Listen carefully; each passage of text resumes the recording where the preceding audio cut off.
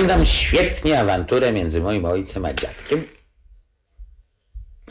Na samym początku, bo tylkośmy przyjechali do Krakowa, dziadek poszedł, zapisał się do PPS. Znaczy zapisał się, odnowił swoją przynależność do PPS-u. Dziadek mówi, bo to jest PPS.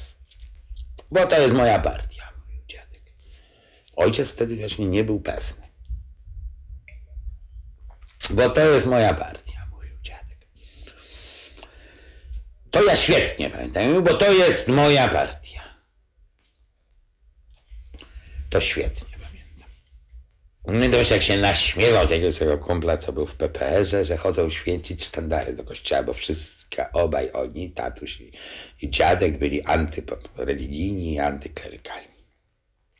Przy czym obaj na prześmiech, na absolutny prześmiech, co mi największe kłopoty sprawiało, bo ja w dzieciństwie przeżyłem taką ostrą fascynację religią. Koledzy mnie zaprowadzili do kościoła, to na mnie zrobiło niesłychane wrażenie. I przychodziłem do domu i wojowałem z tatą. Tata, pamiętam, że mnie zagiął niesłychanie tym kamieniem, co to czy Pan Bóg go może stworzyć, którego nie może podnieść. Ale to z tym to ja bym sobie dał radę. Ale on się śmiał. I ja mówiłem tam brawo z kościół, ja odmawiałem, jak klękałem i całą książeczkę z nabożeństwa głośno przeciw niemu czytałem. I tam bramo z kości słoniowej, pamiętam, dom jest złoty. A tata mówił o kaloryferze, gdybyś powiedział, co? I ja dalej, ja nic tu nie przerywałem, czytałem, ale mnie to niesłychanie męczyło. Dlaczego właśnie dom jest złoty, nie? A nie kaloryferze.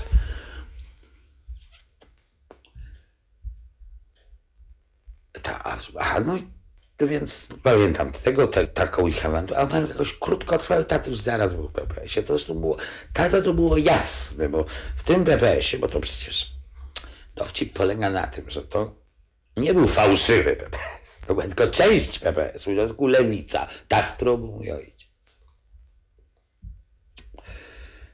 Przy czym on był antybolszewicki przy tym wszystkim, niesłychanie. Pozostało mu to po tym 20 roku. Wyśpiewywał w domu, posłał Trocki na Warszawę, bolszewiki swoje w szawę. Jak ich dziadek wziął w uściski, bolszewikom spuchły pyski. Takie miał to wszystko poplątane, niesłychane. No i z całym tym poplotaniem wlazł w Polskę Ludową. I kiedy pojechał do tej Warszawy, tu pan Pruszkowski, taki endek był. Endekulizujący, powiedzmy. Był, więc oczywiście wszystko, co mi obce. I to mnie niesłychanie radykalizowało. Bo tylko on mnie próbował dyscyplinować. Jak ktoś go nie mam przychodzić, nogi mam być, on mówił. Mnie nikt nie oczekiwał, żebym cokolwiek umył. Jak umyłem, to umyłem. Jak tata mówił, Jacuś, ile ty masz lat? To ja mówiłem, 7. I przez 7 lat tak nogi zabrudziłeś. Albo mówił, na twojej koszuli to doskonale widać jadłospis z całego tygodnia. Co ty jadłeś, widać, o. Z tym, że tatuś jadł w ogóle zachowywał się przerażająco przy stole. Co dnia dziś mi to zostało, bo on z proletariackiej rodziny wszedł w tę arystokrację mojej mamusi. Mówił księżna Lanskowrońska.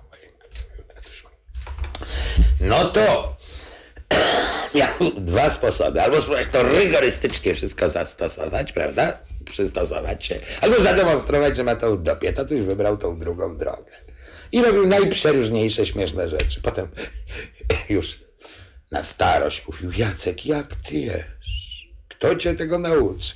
I śmialiśmy się wtedy strasznie, bo tatuś jadł dużo wesele i tatuś wkładał do talerza z zupą, tata wkładał widelec, miał duży kawałek mięsa i go wkładał do ust w całość. Dłubał w uchu, dłubał w nosie, nogi kładł na stole. W ogóle starał się zademonstrować, że całą tą arystokrację ma w dupie.